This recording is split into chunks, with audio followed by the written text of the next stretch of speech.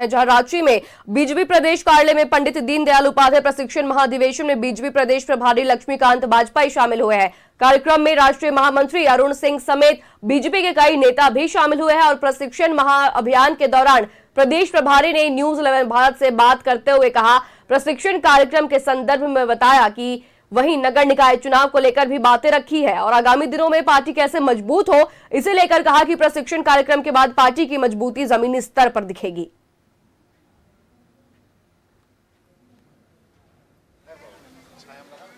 देश भर में दीनदयाल प्रशिक्षण महाअभियान चल रहा है और ऐसे में आज झारखंड में भी यह प्रशिक्षण का कार्यक्रम चल रहा था। और देखिए, प्रदेश के जो प्रभारी हैं, साथ ही राष्ट्रीय उपाध्यक्ष लक्ष्मीकांत वाजपेयी, उनकी भी उपस्थिति रही है। प्रशिक्षण कार्यक्रम के महाअभियान के माध्यम से क्या क्या कार्यकर्ताओं को दिशा निर्देश दिए गए हैं? संगठन पर्व के समाप्ति के साथ नए संगठन का निर्माण हुआ है।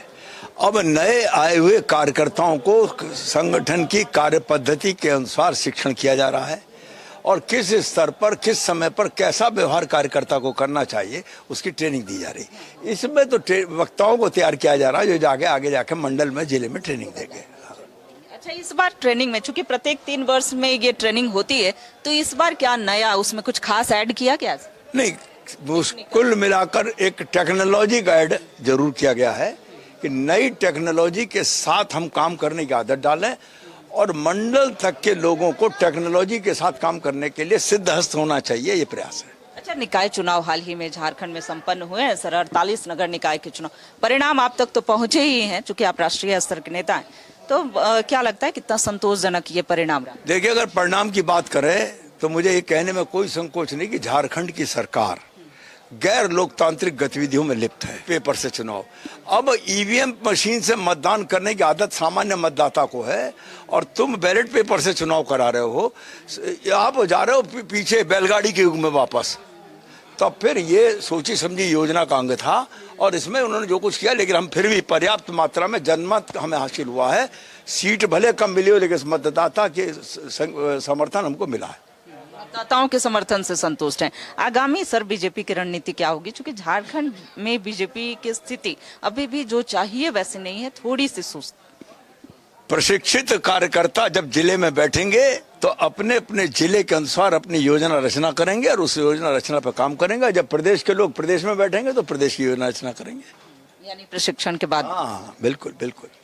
देखिए, हमारे साथ बात कर रहे थे प्रदेश के प्रभारी लक्ष्मीकांत वाजपेयी, जिन्होंने कहा कि आगामी दिनों में बीजेपी चूंकि प्रमुख विपक्षी पार्टी की भूमिका में है तो पार्टी और धारदार होगी, चूंकि प्रशिक्षण दिए जा रहे हैं और ऐसे में कुछ खास जो है वो ऐड किया गया है। टेक्नोलॉजी के बारे में जानकारी दी गई है और साथ ही निकाय चुनाव पर भी जो है इन्होंने कहा कि संतोषजनक परिणाम है। जनता से जो जनमत मिला है वो काबिले तारीफ है। आगे आने वाले दिनों में कैसे स्थितियां बेहतर हो सके इस पर कार्य करना होगा। सहयोगी अभय के साथ रुचि शर्मा, न्यूज 11।